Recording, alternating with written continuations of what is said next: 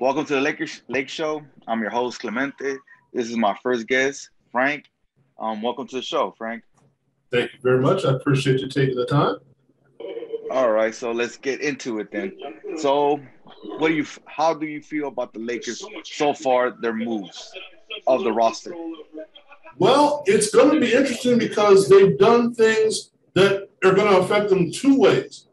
One, it looks like they're preparing for a last gasp, or maybe not the last gasp, but they've configured the roster to go to the finals and win it all. They haven't configured everything for the regular season. They just want to make the playoffs and get to the finals. So bringing in Westbrook, I have no idea what that does. Bringing in Carmelo, I know exactly what that does. But it's when they get rid of guys like Caruso and other guys that are taking up money because of what they've done over the last few years. Now this is a playoff team. They don't care about the regular season.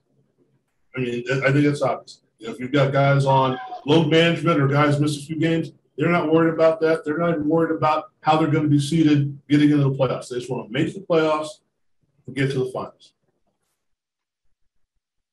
Right. Regular season is like, snooze fest pretty much, just to see if they could, if they could get the first seed or not. You're right, but they have three open roster spots.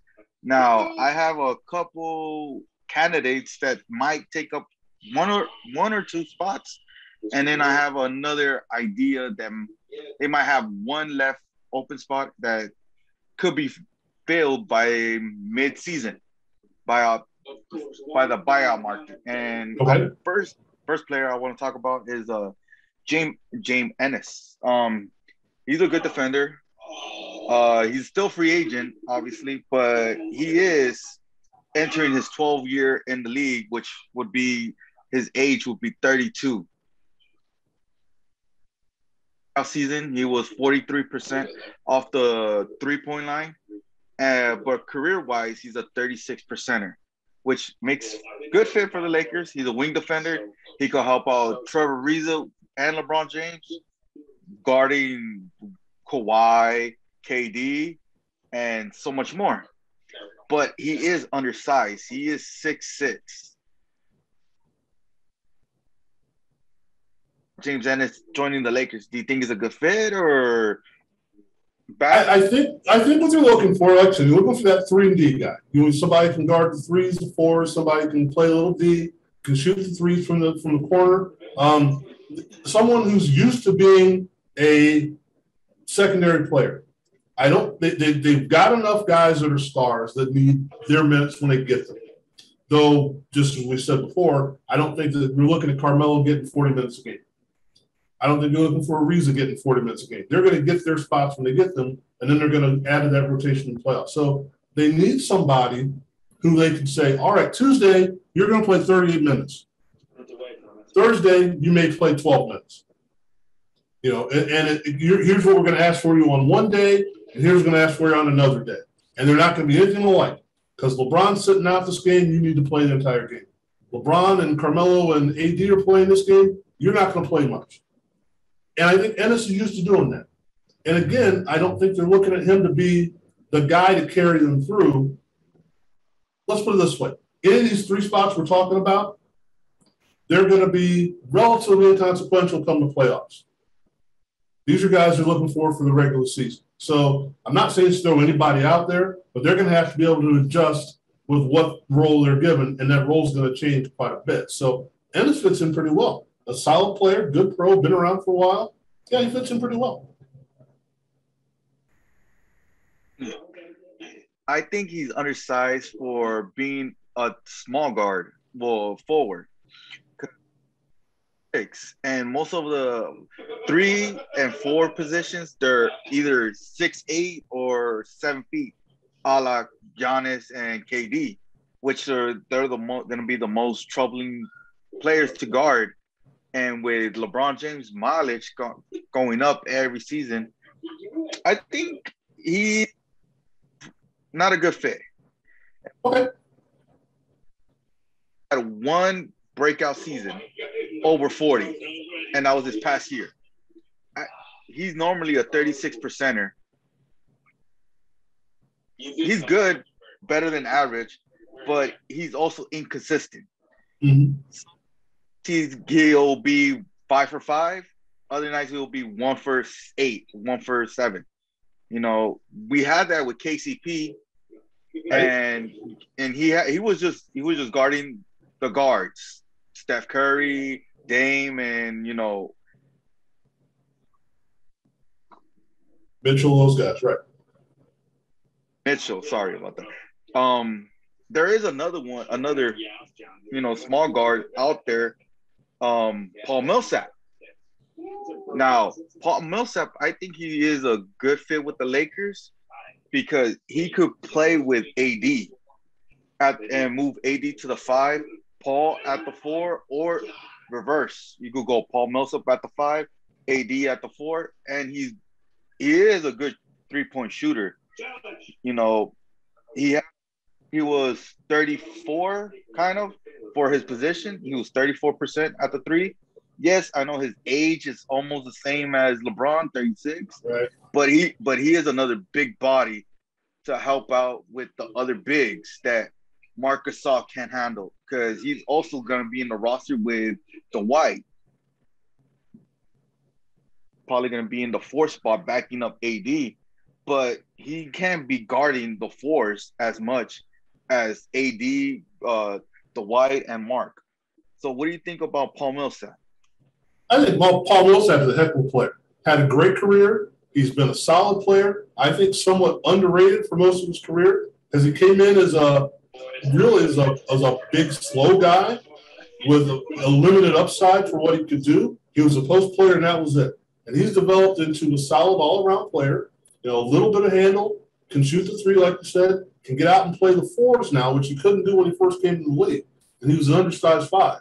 So he can – basically that's what he was. Now he's still not going to be able to go out and guard 3s on the perimeter. I get that. But what he can do is a lot more than what he came to the league able to do. I think the question that you have to ask yourself about this guy, though, is you got another older guy that you're bringing in, and do you have the money to pay him?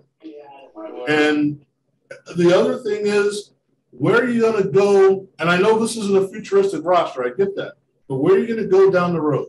If you're looking at, if you're you're saying, now 3 years from now, we got to start all over.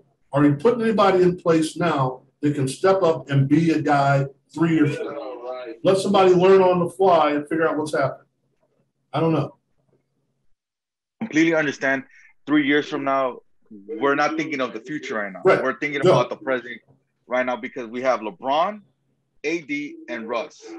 Yes, I admit, where the future is in the bleak. We don't have draft picks. We don't have that much money to spend. But then again, 3 years from now, we could at least say we have 2, maybe even 3 chips to think about. Because we have this all-star cast right now of the big 3 and the surrounding cast, which is, it's going good. I like how Rock Pelinka is managing the roster, because we still have 3 young guys that we haven't talked about, and hopefully we talk about it in another episode. But Kendrick Nunn, Malik Monk, and THT. So young guys, but then again, LeBron is not getting any younger. He's about to hit 37 in December. AD, yes, he had injuries this past season, and quote unquote, a lot of people are quoting them injury prone. And then Russ, he's not a great shooter. He's a decent mid shooter, a midfield, and he's a great driver. So that's why Paul Millsap will be a great fit, because he won't clog up the lane when Russell is on the floor and AD or LeBron James. He'll be posted in the corners, and when he needs to go in the post, he can do that for you. He could score on the post, low post. He could score on the 3 in the mid range, and he's a decent defender. He's not a great defender, but then again, that's what we have. Dwight, we have Marcus up to have 12 fouls right there with them combined, and give Paul Millsap not that many minutes in the beginning of the season. Rough him in, and I don't think he might be asking for much. He's already 36, so he might be chasing the ring, Yeah. Rob Pelinka could call him up, and maybe a minimum contract could be good. Now, if we're talking about shooting, then obvious JJ Redick is still out there.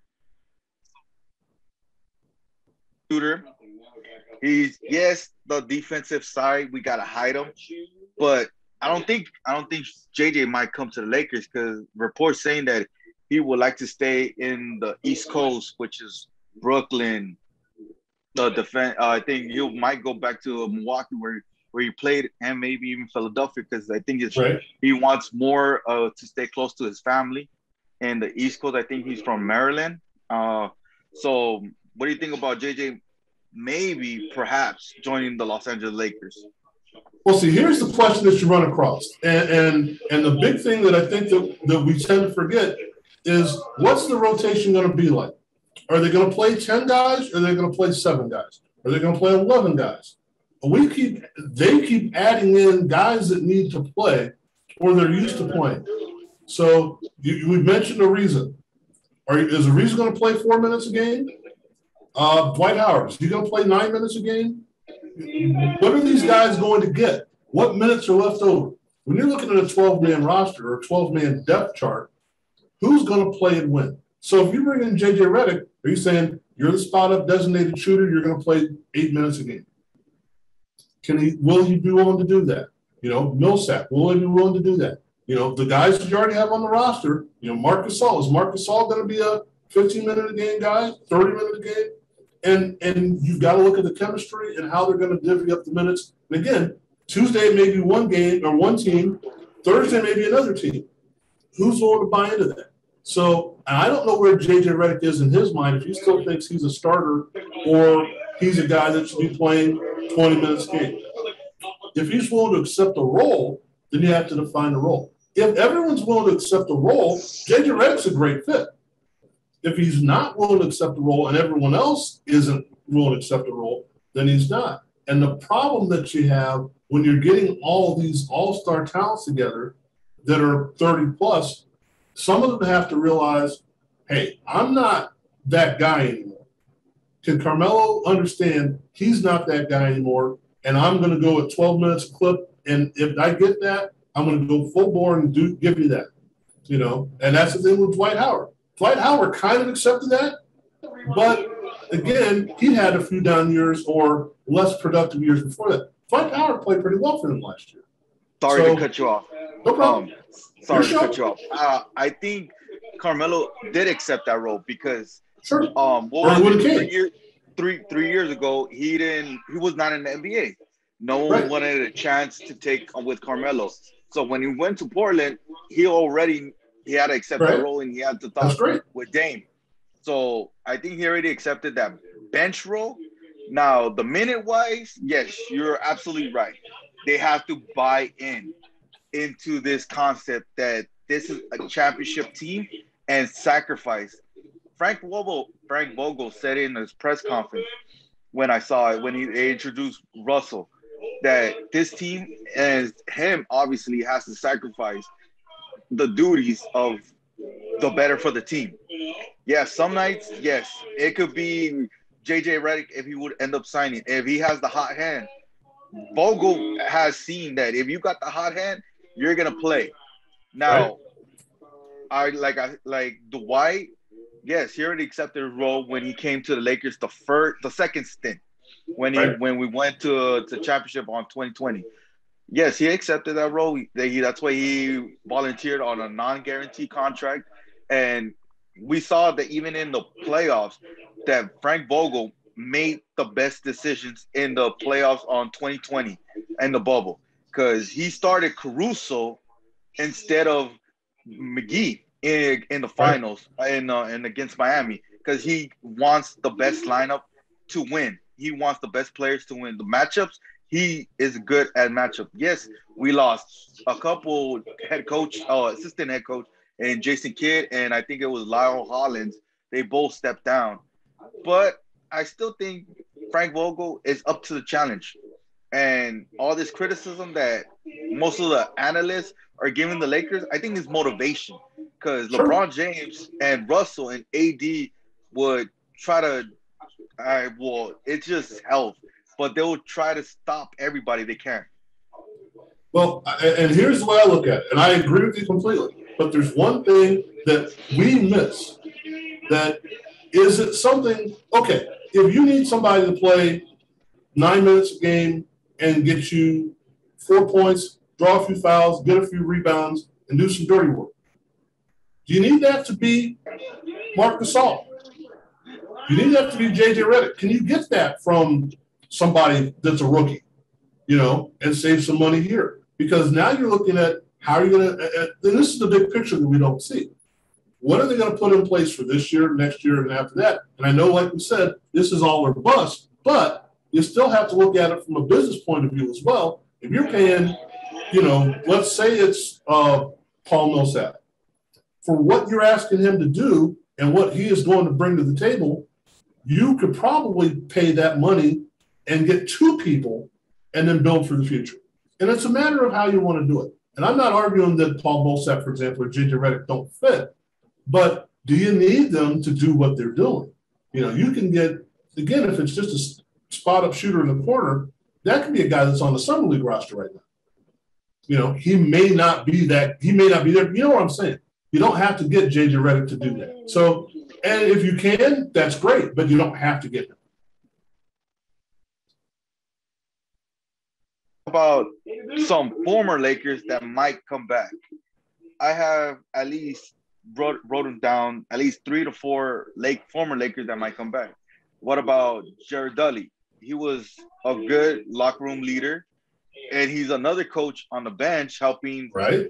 Like you said, the Kendrick Nunn, the Malik Monk, even LeBron James and AD with strategies. He put the pressure on LeBron James.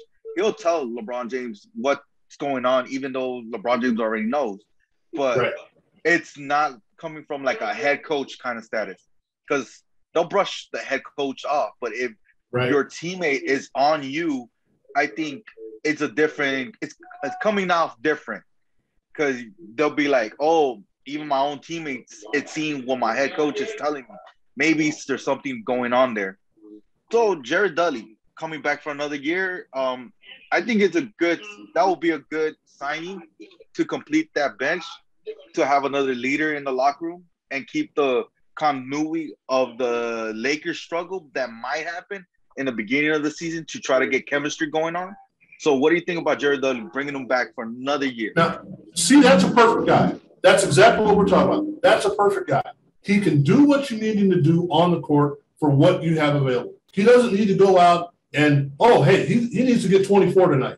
He's not going to do that. But he can get you 8. He can get you 6 boards. He's not going to get you 15. He's going to knock down a couple threes when needed. That's what you need. Plus, when he's not playing, he's still an integral part of the team. So that's somebody you need, right? And again, I'm not just saying that Miss Millsap and Ennis and those guys can't do that, but this is what this guy does. He's a team guy.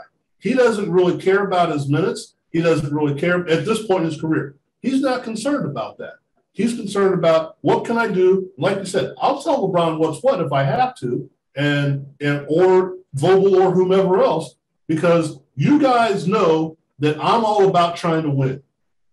And if that means I don't play, I don't play. That means I go 2 weeks without playing, I'm still coming every day and putting my time in. So there's the guy you're talking about. Yeah, that's exactly it. Can hit a 3, can play a little D, going to get a board when he needs to. He's going to do all the little things you need done. And he's not going to create a bunch of stir about, I didn't get to play here. They didn't run the set for me or whatever. He doesn't care about that. They may not run a play for him for 2 months. He'll be happy. That's a perfect fit. Perfect fit.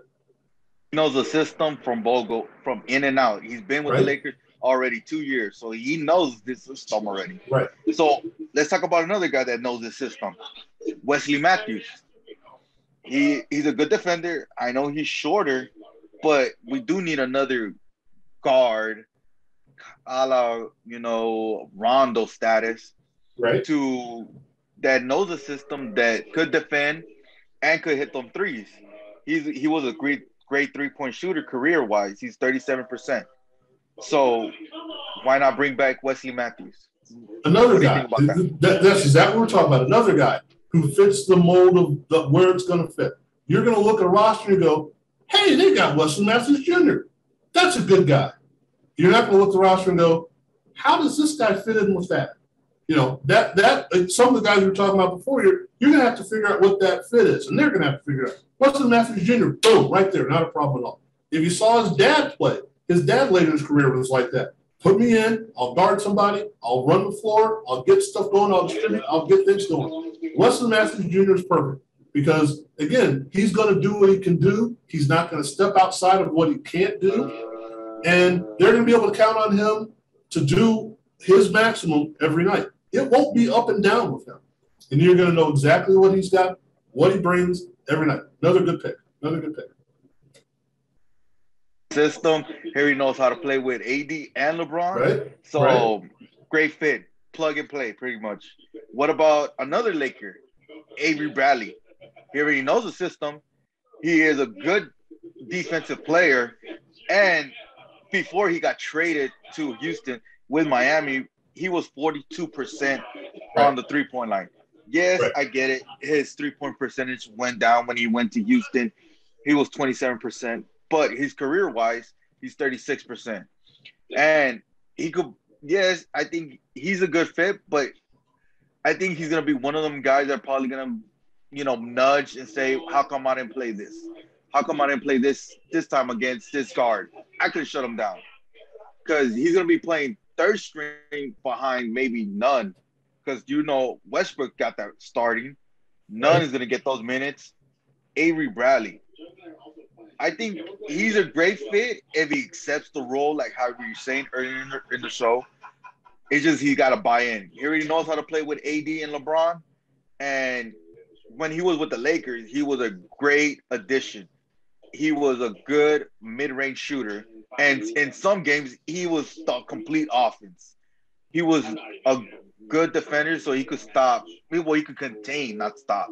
Contain Steph, Dame, Mitchell, everybody from the West. So what do you think about Avery Bradley? Again, the same thing you're talking about the other two guys. This is a guy that's going to come in. You're going to say Vogel's going to come in and like, look, tonight I need you to guard Curry. Huh? Yeah. How about you give me 12 minutes on Steph Curry where he doesn't go crazy? That's fine. Let the other 30 minutes of Steph Curry plays or 20 minutes, whatever, he can do what he has to do. But for 12 minutes, you're guarding Dame, you're guarding Steph, you're guarding Harden, you're guarding this guy, you're guarding the guards in the league that we need to shut down. By the way, go stand over in the corner and knock down a couple of threes. And understanding the threes that you get affect your three-point percentage. If you're shooting threes off the dribble and off the move and all that stuff, that's tough. But if you are a knockdown shooter and you're standing in one spot, catch and release, boom, your percentage goes up. I mean, I'm 107 years old. I can catch and release and knock down 40% from three. Ain't no big deal. So if that's the way it's going to be played, that's the way it's going to be played. So understand that you may not get a play ran for you where you get to run pick and roll with anybody. But if you give us 12, 14 minutes, whatever counts for that night, you lock somebody down and at least make it difficult for them for a few minutes. And then while you're in there, give us 2 threes. Cool. I mean, what are we looking at? And someone's going to have to tell me this because I would watch a game and I would go, why is Alex Caruso playing? That guy doesn't look like he's doing anything. And at the end of the game, you go, he did do something. He just did stuff that we weren't paying attention to. He knocked out a couple of shots. He got a little dirty, got on the floor a little bit, and extended the game for the guys who were coming up, the starters that went to the bench. He's switching the rotation. He's not going to hurt you. That's what these guys, Wesley Matthews can do. That's what Avery Bradley can do. Again, another good call. Things that doesn't check out the box score, obviously. Right. He does, like you said, perfectly how, steals, contest pretty much. Contest, put a hand up. And especially he's playing with AD and LeBron, now Russell. So the team has to double team somebody. Obviously, you're going to be wide open. And you're going to be standing, yawning, waiting for that ball. Letting it go, yeah. So, and something else to add to that, not to cut you off, something else to add to that, that's 6 fouls you can use. And when he's playing starters minutes and a starter's role, he's got to conserve fouls. He can play more aggressive defense because it's like, dude, go ahead and foul out in 10 minutes. We don't care. Your fouls don't matter.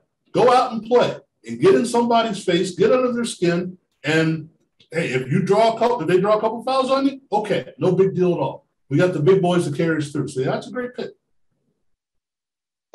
I thank you for that. Okay, so now there was reports yesterday saying that the Lakers are working out 3 other guards besides, Isaiah, Derek Collinson, and Mike James.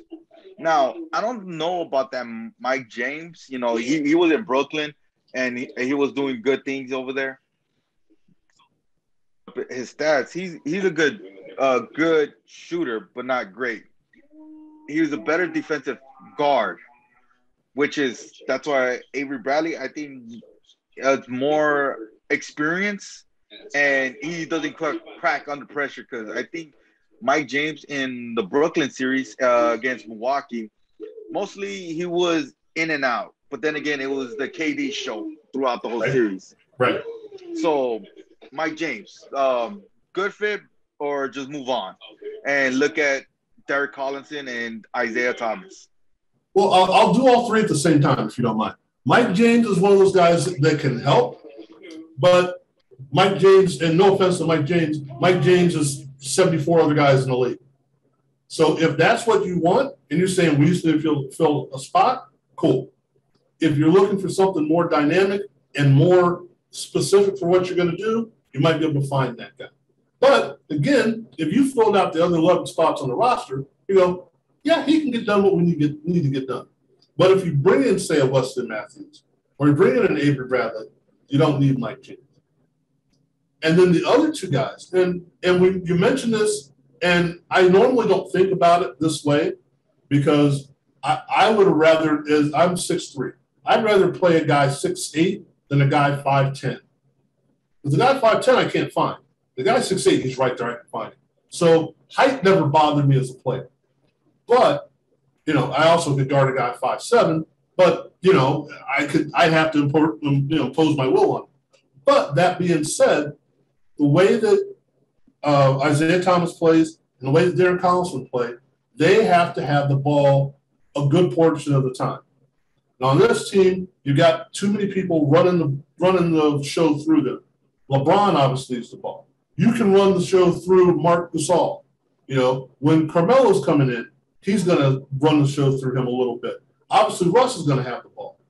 So where are they going to come in? And they don't work with a traditional point guard with these guys. So where are they going to come in and say, now everybody sit there and watch Isaiah Thomas do something? That's not going to happen. Not to say he's a ball hog, but the reason he's on the floor is what he can do with the ball. You're not going to put Isaiah Thomas on the floor and go, now go stand over there and wait for us to give you the ball.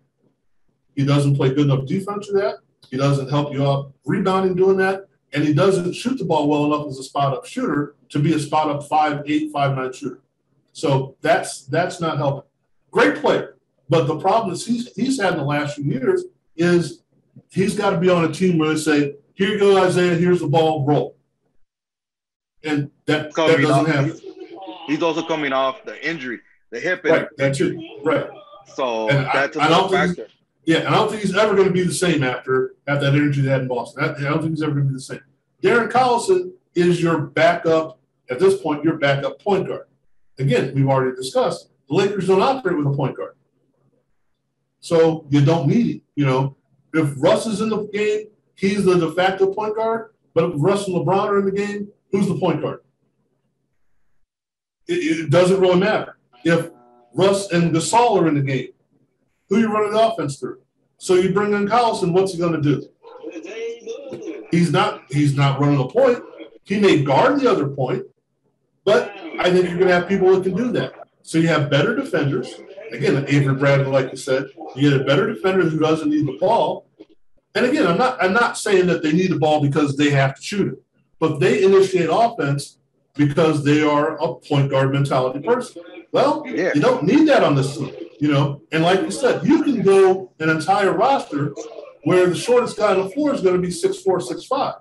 I mean, the shortest guy on the roster is going to be 6'4", 6'5". because you don't need that speedy point guard because, and let's face it, they're going to play real slow too. Other than Russ. I think you're wrong on that. Okay. I think it's happened before. I think during the regular season, they might be more run and gun. Because with Russell and AD, I think those two are going to get the rebound and push. And maybe even LeBron. Because I think Russell might bring this new energy that Dennis Schroeder, we thought he was going to bring because he was younger. He didn't bring. Gun show. Now, and come postseason, you're right. They're probably going to slow down, see what's the team defense, what the opposing team is defense, and break it down. That's why they always lose every other first series game, the first series game, because they try to see and everything. But during the regular season, they're going to be probably run and gun because Russell's going to be rebound and maybe even go himself. And you're not going to slow him down, right? Yeah, you're not going to slow him down, right? Okay, so all of that, let's talk about buyout market possibilities. Now, I just saw right now, like less than an hour ago, there was a report saying that the 2 point guards that just got traded, Patrick Beverley and Rondo, they might get bought in now from the contract. Let's talk about a former Laker, Rajon Rondo. He's another coach like Jared Dudley, but he is a Eagle. He does bring an Eagle. But then again, there was reports saying Frank Vogel loved having him. He's a great personality, and he's another coach on the bench. Diagonally, dissect the whole plays with a tablet and everything. And LeBron James obviously respected him because in the playoffs against Miami, he let Rondo have that show when he was going threes and threes and threes. So Rondo and leave that open spot if they're going to buy him out. Well, the thing with Rondo, go back to college in Kentucky. How many times has Rondo been on a squad that didn't win? Now, they may not have won at all, but didn't win.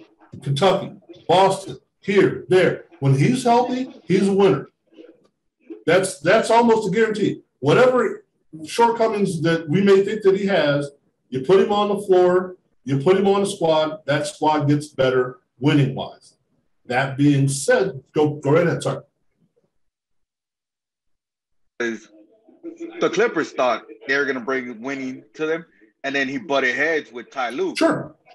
We saw that when in the Maverick series, he even stared at Kawhi when he went for that. I think it was game 3. I think it was. No, game 2. Sorry, game 2 when they were down 3 and Kawhi heaved a 3 from the corner, and Rondo was like, "What's going on there? You're not a 3-point shooter. Give it to Terrence Mann or Paul George." And even him at the time, because he was averaging 43% off the 3 this past season. So he was hitting his 3s. So he's a better shooter than Kawhi. And you're right. In college he wasn't a winner, but in Boston he actually was a winner.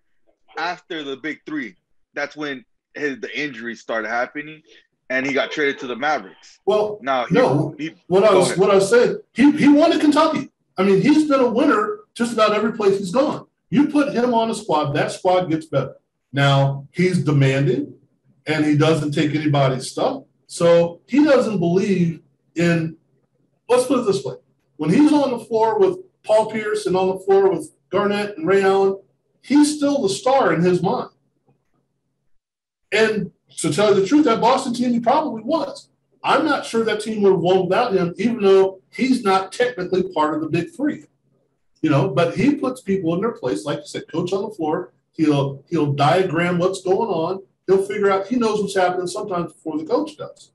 So he's a good fit here, except for one little problem. You got to massage about 12 different egos. And I don't know if ego is the right word, but you got to be able to say, all right, Russ, throttle down. I'm going to show you the way. Russ isn't going to do that. Okay, Melo, You need to throttle down. And like you said, Kawhi looked at him like, that wasn't the shot you were supposed to take. Don't, who's going to respect him enough, if that's the best way of putting it, to let him do what he does? Again, you may have too many cooks trying to cook the stew here if you bring in Rondo. Patrick Beverly, on the other hand, another guy with an ego. But his ego is founded on different stuff. He knows he can guard. And like you said, he'll get pissed if he doesn't get a chance to guard somebody. Okay, Steph Curry's going off on us. Put my butt in the game. I'll show him. I'll shut him down. Now, that may take minutes away from somebody else who's like, what do you need right now? Do you need this guy shut down or you need that guy to score? Well, we need this guy shut down. And put me in the game. Now, sometimes that bubbles over and he wants to be in the game more than maybe on this team he needs to be. But if everyone can work that out, and this is going to be the Frank Vogel thing, if everybody can figure out their role, figure out what they have to do, that's cool. I don't know if Rondo fits in this team because he's going to have to get more people on board with him, with Russ, with Gasol, with Ariza, with Dwight, with this, with that. More people are going to have to figure out his way of doing things, and it may not be that easy to do. And first, it's got to come from LeBron. LeBron's going to have to say, hey, I know we brought in Russ, but Rondo's the point guard. Yeah, that's going to be tough. You can only have one of those guys. And, you play ball, point guard dictates how you go. He may not be the best player on the team, but you follow what the point guard does. And you can't have two point guards doing that. Going back to, I just forgot what I was going to say. There are several teams that I've looked at where, who's the point guard? Was it Kevin Johnson or was it Steve Nash? Was it this guy? Was it that guy? Who's the point guard? That's the guy that drives the show. And when you brought in Russ, it's Russ. So I don't think you bring in somebody else. I concur. I think the point guard is LeBron James. The backup point guard, the backup would be Russ. Now, I think Rondo's a better addition than Pat Bev because then again, Pat Bev does have, backlash with Russell because every time they face each other, I know they're hard-headed, they're stubborn, but they hustle. And yes, you're saying, Pat Bev would want to get in the game if Steph Curry, Dame, Booker, Chris Paul, et cetera. It's going off. And he wants to shut him down. And he has that ego to back it up, which is great. Everybody loves an ego once in a while. But is it too much when even in the playoffs, when Chris Paul was going off and Pat Bev was getting cooked? He didn't handle it right. He didn't handle the pressure right. He went in a timeout. He went and go push Chris Paul. Now, he might get suspended. He might not know. He might not. I don't know. We don't know yet. But it's been bubbled over yet. Well, you mentioned something to be perfect.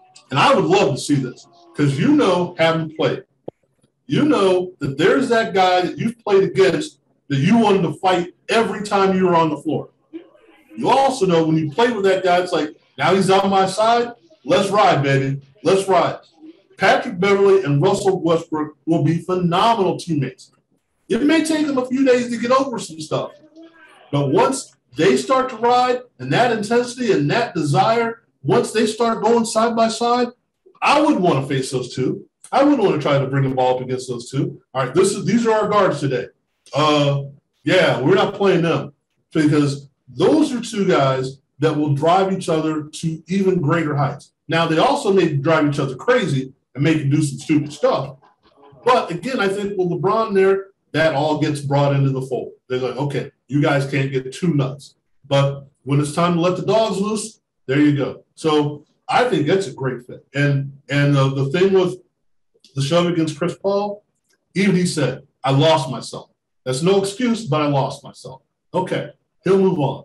But I think with the history that he and Russ have, it's going to be sit down, talk it over. 5 minutes later, his dad's like, let's go. Because it's all about them playing hard.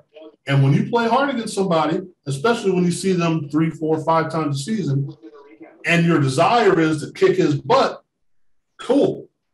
But when he's on your side, now it's like, come on, let's go. So yeah, that would, I think that would be a nice pickup. That would be a nice pickup. Plus, I don't think he's got as much, I hate to use the word ego, but he understands where they're going.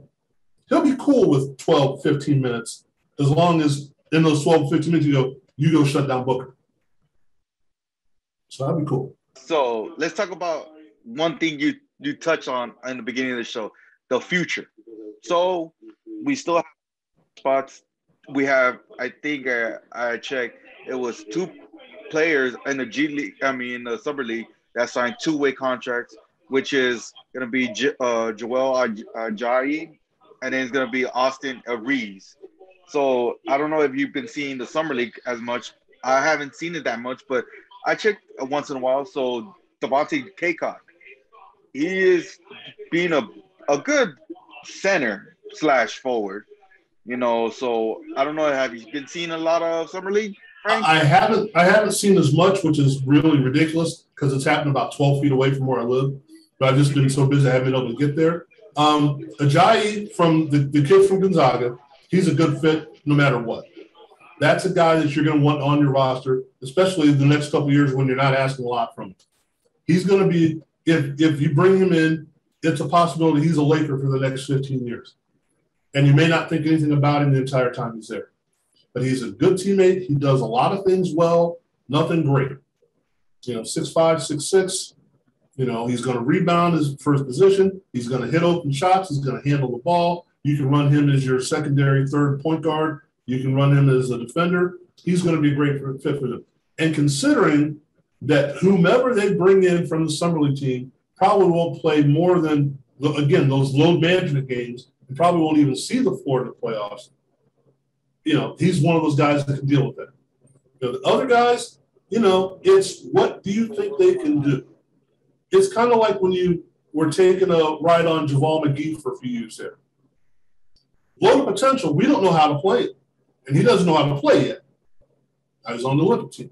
Whether it's deserved or not, that's another story entirely. But it's a guy you go, he's going to be somebody's caddy for a while. I don't know. I'm not really sure about the rest of these guys because, they're going to see them and understand what they want more than other teams. If you're, say, the Cavs, for example, the guy in your Summer League team, if he scores 12 points a game, he's on your roster in the Summer League. No questions asked. You've made the team.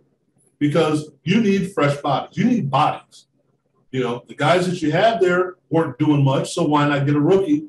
Salary cap and all that stuff goes with that, bring them in. But with the Lakers, they're looking for specific things. So, again, it depends on how they put things together, what they're trying to do, and then how they're going to grow in the future. We mentioned that the future is not really being thought of, but no one has said LeBron's done this year. He hasn't said. So you might get another 2-3 years out of LeBron. No one said AD's done this year. Hell, no one said Melo's done after this year. This show may go for another 2 or 3 years. Marc Gasol, if you watch his minutes, he may last another couple years. A reason. So there's no way to think that it's not going to happen. But whoever it's going to be that you bring in has to be prepared to not play a lot. I wouldn't be surprised. Not a fan, but I wouldn't be surprised. I shouldn't say it. I didn't like the way he jumped around in college. I wouldn't be surprised to see Mac McClung stick. I really wouldn't. Because he has enough,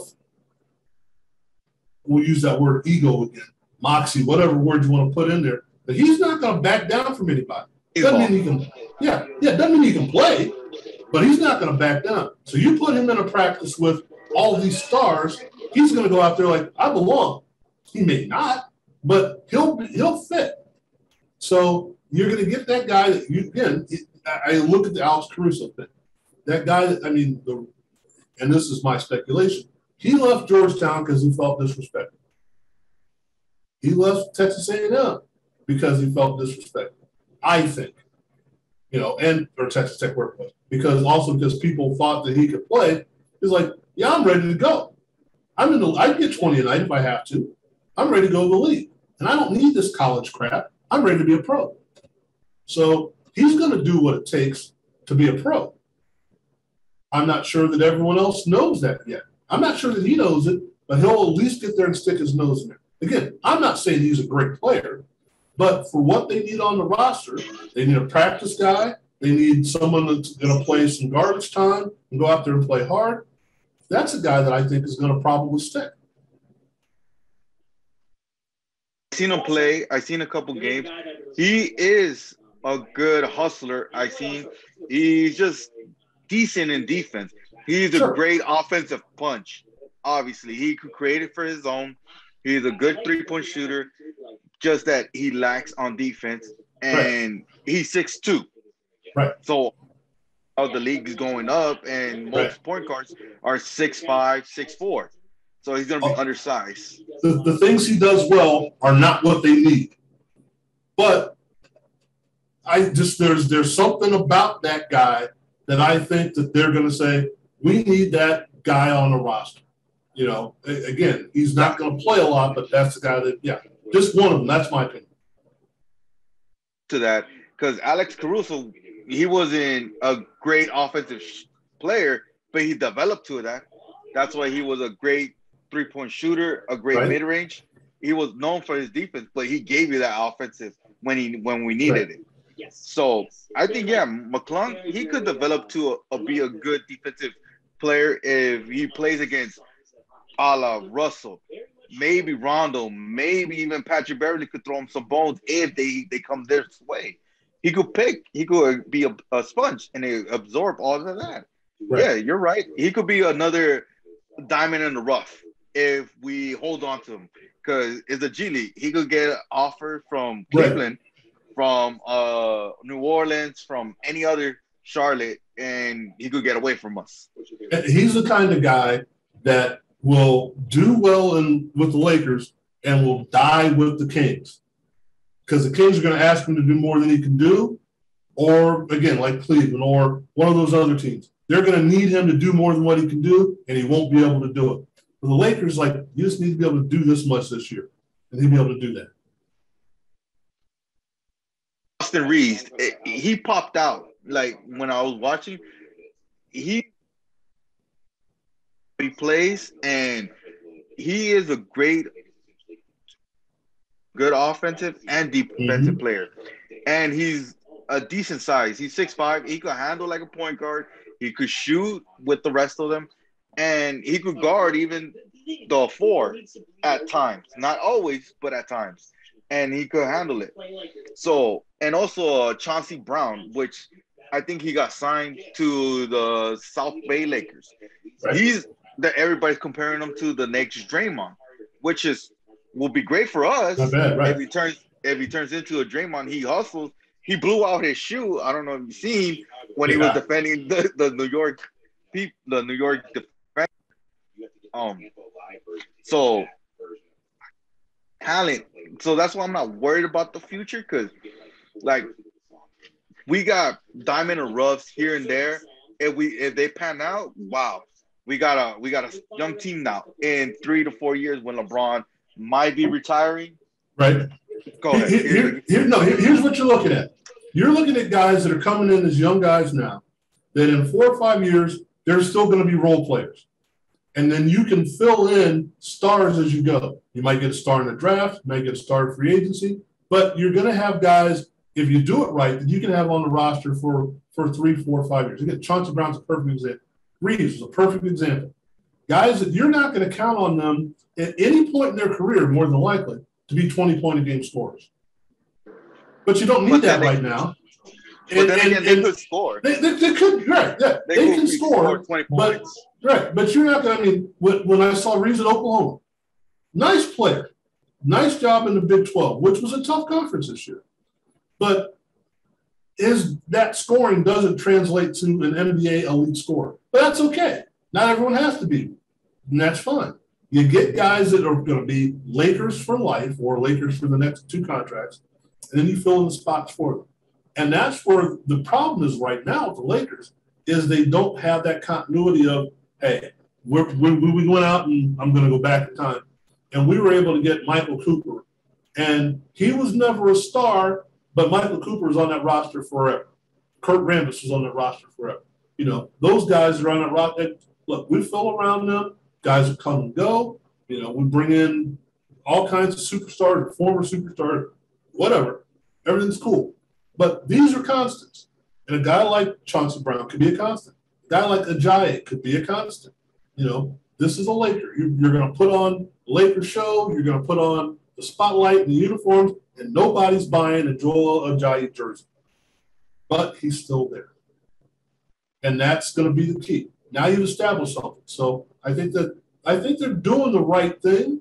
It's just not going to be something that the public is going to see as the right thing. I think also we might have a star in one of these players. We don't see it right now, and maybe they could develop to one. But then again, the Laker way is always get somebody from free agency or a trade, a big star. That's the Laker way. And we hardly develop a star in any draft. We had that for 6 years. We traded most of those stars, most of the young stars, away for a proven star and AD. So, we talk about the summer league. I do think we have a star in Ajayi. A star, but time will tell. Sure. And Chauncey Brown, yeah, I think he could be a great player. It's just that he got to develop to that and see how he matches up against other NBA players and maybe in the G League. So we'll see. And well, that's all I have for today. Okay. Frank. Well, let me add one more thing to that real quick. Go to the other side of the building, I guess you should say. There's a reason why I have the Great Western Forum back here, not the Staples Center. But the idea of you've got Paul George and Kawhi Leonard over there, right? Two superstars, or as close to superstars you need to be. Exactly what you're saying. They weren't superstars when they came into the league. No, I don't know if anyone said Paul George is a bona fide superstar. Kawhi Leonard was playing with other guys. It's like he's going to play some defense. He's the claw. That's all fine and good, but we're not. He's not going to be the Finals MVP. He's not. No, and it develops. So that's a possibility, and that's what we find with these things. That a lot of the guys are, you've got, and I encourage people to look at a video that I did about the importance of, or the lack of importance of the draft lottery, because the guy that you get in the lottery usually doesn't become a star for you. It becomes a star for somebody else. And again, that's LeBron. Hey, the Cavs got LeBron number one. They made one finals with LeBron when he was drafted. He goes to Miami, he comes back, and Kyrie Irving is one of 3 players that were drafted number 1 overall that won a ring with the team that drafted him. The other 2 were Tim Duncan and David Robinson. That's it. So whether you say it's AD or whether it's Dwight Howard or any of these other guys, usually Shaq, they usually win the title with somebody else. And that goes with lottery picks too.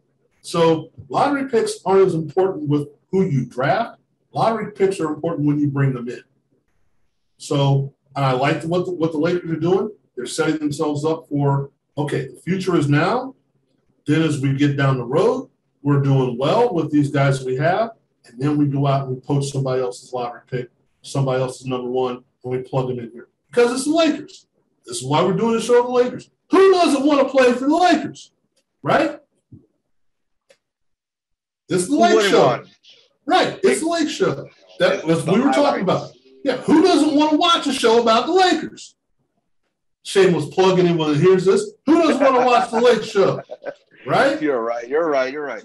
Obviously, who doesn't want to be in Los Angeles in good weather? It's mostly sunny, even when it's winter. Yes, obviously. No one wants to be in Cleveland. No offense. In the cold. It should be summertime. No one wants to be. I get it. Giannis wanted to stay, but if he had an option, contract to contract, I think he would come to Lakers. But no speculation. But yeah, you're right. You're right. They might pan out for another team, but at least we could say we had them in our backyard. And yeah, they might come up. They might play for the Lakers for the next 10, maybe 5 years within those 2 contracts they have, like you were saying.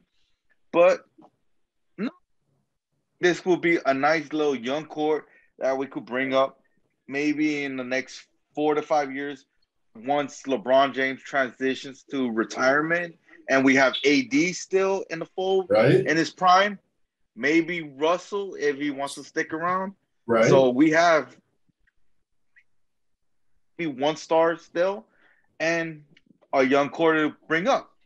And that could be another good 5 to 6 year run with AD and maybe this young core.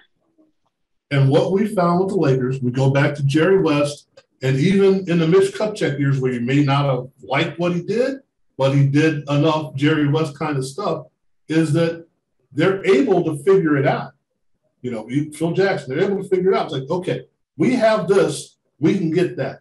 Because the Lakers are almost always going to be able to get something because it's the Lakers. Now, if they get the right guy, that's another story entirely. But again, could anyone else have brought in Ariza, Gasol, Russ, Carmelo, you know, more and more and more? Could anyone else have done that? Probably not. So are they done? I don't know. But they made the moves they had to make because they're the Lakers. They're able to. And we never pretty much draft superstars. We're proving that. Right. We mostly sign them free agency, a la LeBron James, Shaq, Kareem Abdul-Jabbar. So we have the only draftee that I remember that we developed would be that became superstar was Magic Johnson. Well, you got Magic and Worthy and Byron Scott, but you lucked into Kobe. Let's be honest about that. You lucked into Kobe because 17 other people could have had Kobe too. You know, so yeah. So it's you draft smart. You don't just draft who everyone else says you have to draft. You're totally right. All right. So thank you for being here. Those were my show notes, and I appreciate you being in my first show. No problem at all. No problem at all. I appreciate you being here, and we'll make sure that more people get to this because this is going to be worth seeing for years to come. So thank you. Thank you, sir, for coming on the show and for letting me have this platform to, discuss my favorite team, the Los Angeles Lakers. The Lake Show shall live. Thank you, sir. All right, so that'll be all, folks, and thank you again. Hopefully, we'll be making another videos, maybe hopefully in a week, and I'll see you guys next week. All right, bye.